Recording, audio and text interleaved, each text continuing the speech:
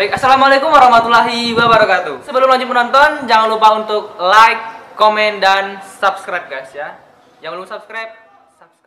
Assalamualaikum warahmatullahi wabarakatuh. Baik teman-teman sekalian, kali ini saya ingin berbagi atau sharing-sharing kepada teman-teman sekalian tentang kemajuan sebuah organisasi. Nah, yang kita bahas kali ini yaitu 2 titik kemajuan organisasi. Oke. Versi saya. Oke, kali ini teman-teman, kemajuan organisasi itu sangat berpengaruh terhadap apapun itu kan. Mungkin dari anggotanya, mungkin dari sistemnya, atau tentang bagaimana sebuah atasannya seperti pembinanya atau koordinatornya gitu kan. Yang akan kita bahas kali ini tentang 2 poin yang akan kita bahas ini sangat-sangat berpengaruh terhadap kemajuan atau keberlangsungan tentang organisasi itu tersebut ya. Karena ini menurut saya setelah saya kaji dan setelah saya survei-survei, 2 poin ini sangat berpengaruh secara sangat signifikan lah tentang bagaimana kemajuan organisasi itu dan atau sebuah komunitas apapun itu ya. Tentu seketika kita ingin berada dalam sebuah atau sedang dalam organisasi atau dalam sebuah instansi atau lembaga, kita ngomong tentang seputar organisasi saja ya. Maksudnya kita nggak ke lembaga atau instansi, karena kenapa kita tidak membahas itu? Kalau ada lembaga, instansi itu tuh seperti lebih ke pekerjaan ya, atau seperti ke keprofesian, karena di sana ada rewardnya. Karena kalau kita bekerja pasti ada yang namanya gaji kan. Nah, tapi di organisasi itu hampir 99% lah itu tidak mempunyai gaji. Tapi secara sukarela kita tuh secara ikhlas ingin menempa diri ilmu untuk menjadi orang yang lebih baik lagi. Oke. Baik secara publiknya kan, tentang public speaking atau manajemen, tentang kepemimpinan. Nah, itu lebih ke organisasi ya, bukan secara instansi atau lembaga sebuah apapun itu.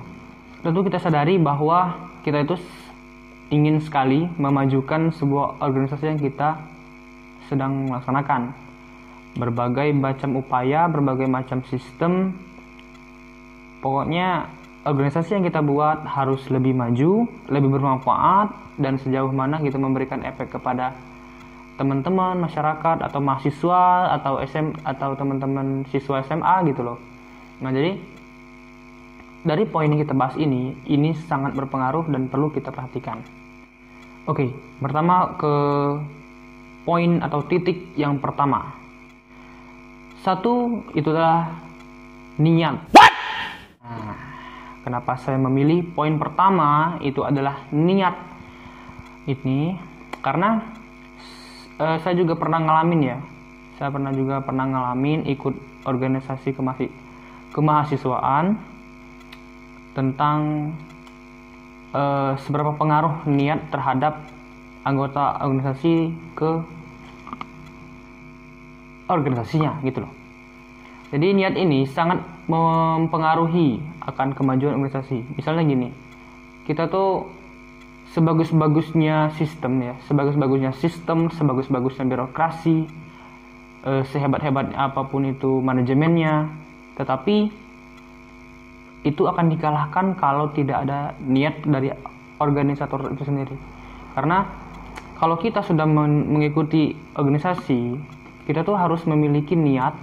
Seberapa niatkah kita untuk mengikuti ini? Seberapa niat kita untuk mengabdikan diri di organisasi itu? Karena gini, kita tuh kalau kerja atau ada di instansi atau lembaga, itu tuh ada reward. Pasti perasaan orang tuh yang kita bekerja di sini pasti mau cari uang ya, atau cari gaji gitu. Tetapi di organisasi itu tuh nggak ada gaji. Jadi untuk mengumpulkan orang yang seperti itu tuh sangat susah sih. Karena banyak pandangan orang, untuk apa sih ikut organisasi, untuk apa ikut ini itu sibuk, nanti ganggu sekolah, ini kuliah lah kan. Nah, tapi tanpa mereka sadari bahwa mengikuti sebuah organisasi itu sangat besar manfaatnya. Contohnya seperti menambah wawasan atau relasi, meningkatkan skill. Karena banyak hal yang kita tidak dapati di bangku kuliah ya, atau bangku siswa, yang ilmu-ilmu yang dalam keseharian atau tentang sosial kemasyarakatan lah pokoknya. Karena kalau di organisasi itu sangat diasah sekali, sangat diperjuangkan sekali gitu loh. Nah, karena kembali lagi ke niat tadi ya, karena kalau sebagus apapun sistem, kalau tidak ada niat dari anggotanya untuk melakukan itu akan kalah sistemnya, akan kalah manajemennya. Maka dari itu, sebuah anggota organisasi atau organisator itu harus memiliki niat yang besar dalam memajukan organisasi yang ia duduki atau pimpin ya. Karena pernah kemahasiswaan saya tuh bilang ya, kalau orang tuh sudah mau atau sudah niat, maka akan ada 1000 cara dia akan penuhi itu. Tetapi kalau orang ya itu sudah tidak mau, sudah tidak niat gitu loh, itu akan ada 1001 macam alasan dia nggak mau itu, tidak akan memenuhi itu. Artinya niat ini sangat berpengaruh. Misal kalau orang lagi rapat organisasi, orang yang sudah nggak niat ya, contohnya nggak hadir rapat, tidak ada kabar, tidak ada omongan apapun gitu loh, itu tuh sangat berpengaruh sekali nih. Oke, itu tentang niat. Ini tentang poin yang kedua, yaitu tentang rasa cinta kita terhadap organisasi itu. Nah, kenapa saya mengambil poin kedua ini tentang rasa cinta kita kepada organisasi itu? Karena kita tuh harus tahu atau ukur ya, seberapa cinta kita terhadap organisasi ini yang kita duduk ini. Karena rasa sayang dan cinta kita itu sangat berpengaruh terhadap kemajuannya. Contoh, misal kita tuh kalau sudah cinta atau sayang kepada pasangan, itu kadang apapun hal yang disenangi pasangan itu kadang kita turuti, bahkan itu memerlukan pengorbanan, itu pasti akan kita penuhi gitu loh. Nah, apalagi di organisasi pasti memerlukan pemikiran, memerlukan pengorbanan, memerlukan banyak peluang waktu lah pokoknya. Nah, kalau kita tidak merasa cinta terhadap itu, maka itu sangat sulit untuk memajukan organisasi itu. Karena gini, cinta itu kan pasti akan melahirkan tentang kepedulian. Karena kalau kita sudah tidak peduli atau sedang tidak cinta lagi, itu akan melahirkan hal-hal yang buruk gitu loh kan. Nah, karena kalau kita sudah peduli, cinta, itu sudah ada niat untuk melindungi, bahwa rasa cinta itu akan menimbulkan rasa kepedulian, dan kepedulian itu akan menimbulkan rasa pengorbanan terhadap organisasi-organisasi yang akan kita pimpin, yang akan kita ikuti. Nah, artinya dua poin itu sangat mempengaruhi tentang kemajuan organisasi itu.